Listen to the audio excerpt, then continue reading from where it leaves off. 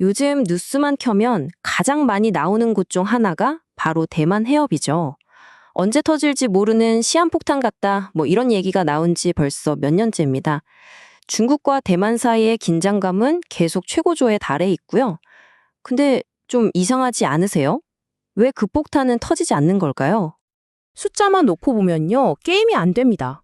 병력 수, 무기, 해군력, 공군력, 뭐 하나 빠지는 것 없이 중국의 압도적인 우위거든요. 그런데도 왜 중국은 이 결정적인 방아쇠를 당기지 못하고 있는 걸까요? 이 완벽해 보이는 힘의 차이 뒤에 도대체 무슨 속사정이 숨어 있는지 오늘 그 진짜 이유를 한번 파헤쳐 보겠습니다. 자, 그래서 오늘 이야기의 핵심, 결론부터 딱 말씀드릴게요. 바로 이 세 가지입니다. 첫째, 중국이 생각하는 것보다 훨씬 냉혹한 현대전의 현실. 둘째, 대만이라는 작은 섬이 쥐고 있는 세계 경제의 심장. 그리고 마지막으로 겉으로 보이는 갈등과는 다른 양안의 끈끈한 연결고리입니다. 이 세 가지라 어떻게 거대한 중국을 멈춰 세우고 있는지 지금부터 하나씩 뜯어보죠. 네, 첫 번째 장벽은 바로 전투 그 자체입니다. 서류상의 스펙만 믿고 섣불리 덤볐다가는 큰 코 다칠 수 있는 그런 실전의 문제들이 있는 거죠. 중국 입장에서 제일 큰 압박은 뭐냐면요, 바로 시간입니다. 만약 전쟁을 시작한다면 저 멀리 있는 미군이 본격적으로 나설 틈도 주지 않고 그냥 번개처럼 작전을 끝내야 한다는 거죠. 미국은 이미 여러 번 대만을 지키겠다고 말해왔고 실제로 일본이나 필리핀에 있는 미군 기지에서 출발하면 며칠 안에 대만 해협에 도착할 수 있거든요. 이런 시간적 압박은 엄청난 부담이고 또 서두르는 전쟁치고 결과가 좋은 경우는 잘 없죠.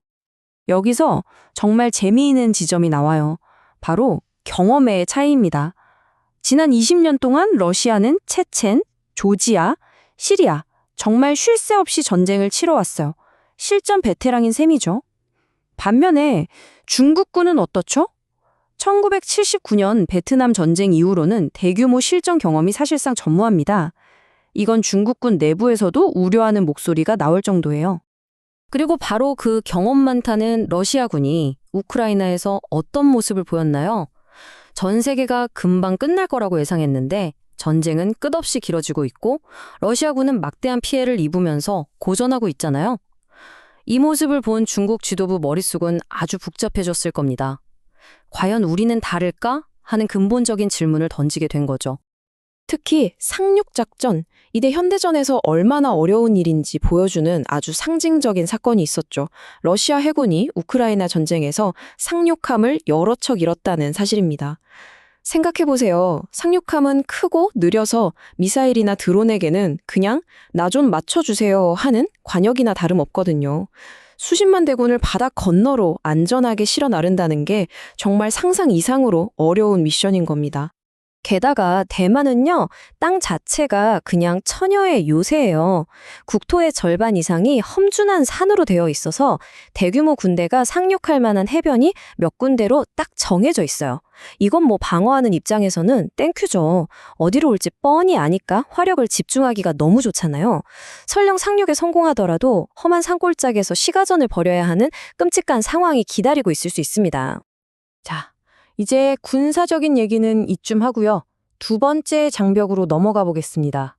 이건 군사력보다 어쩌면 더 무서운 바로 돈, 경제 문제입니다. 대만이 가진 어마어마한 경제적 힘에 대한 이야기죠. 이 얘기를 하려면 파운드리라는 단어를 꼭 알아야 하는데요. 어려운 거 아니고요. 반도체를 흔히 산업의 쌀이라고 하잖아요. 모든 전자기기에 다 들어가니까요. 파운드리는 바로 이 반도체를 전문적으로 대신 만들어주는 초정밀 공장이라고 생각하시면 딱 맞습니다. 자, 이 그래프 좀 보세요. 정말 압도적이지 않나요? 전 세계 파운드리 시장의 70% 이상을 대만이 그냥 꽉 쥐고 있다는 겁니다. 이건 단순히 어떤 산업에서 좀 앞서 나가는 수준이 아니에요. 사실상 전 세계가 대만의 반도체 생산에 의존하고 있다는 뜻이죠. 자, 그럼 만약에 대만에서 전쟁이 난다? 상상만 해도 끔찍합니다.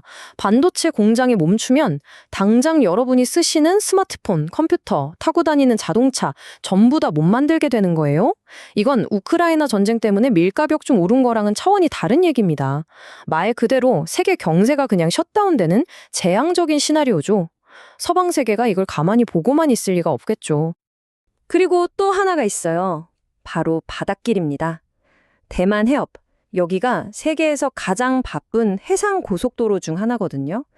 우리나라나 일본으로 가는 수많은 배들이 바로 이 좁은 해협을 지나가요. 여기서 전쟁이 나면 어떻게 될까요? 전 세계 물류가 마비되는 건 물론이고 무역으로 먹고 사는 중국 경제 역시 치명타를 입을 수밖에 없습니다. 결국 자기 발등을 찍는 셈이 되는 거죠.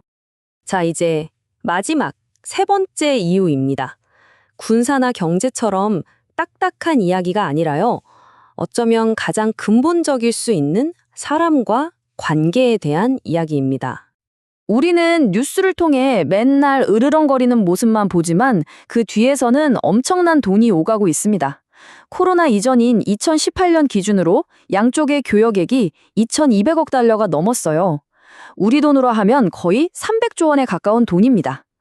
전쟁은 수십 년간 쌓아올린 이 모든 비즈니스 관계를 한순간에 날려버리는 엄청난 도박인 셈이죠. 그리고 사실 돈보다 더 중요한 게 바로 사람 사이의 관계 아닐까요?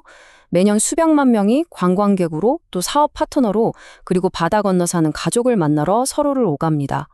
수많은 대만 기업들이 중국에 공장을 지었고 대만 사람들이 중국에서 일하고 생활해요. 심지어 이렇게 정치력으로 날이 서 있는 상황에서도 양쪽 고위급 인사들이 만나는 대화 채널이 여전히 존재합니다.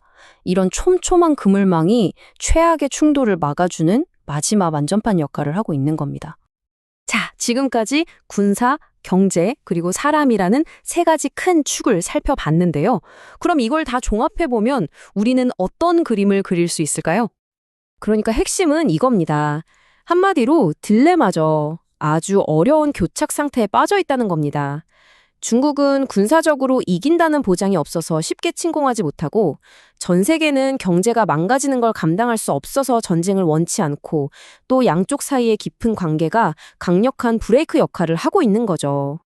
군사적 현실, 경제적 이해관계, 그리고 사람 사이의 끈끈한 유대. 이 세 가지 요소가 정말 아슬아슬하게 맞물려서 지금의 평화를 유지하고 있는 겁니다. 이게 바로 지난 수십 년간 대만 해협의 시한폭탄이 터지지 않은 비밀이죠. 하지만 질문은 남습니다. 이 불안한 균형, 과연 언제까지 계속될 수 있을까요? 오늘 제가 준비한 이야기는 여기까지입니다. 오늘 이야기가 흥미로우셨다면 저희 채널에 정말 큰 힘이 되는 구독과 좋아요 꼭 좀 부탁드릴게요. 감사합니다.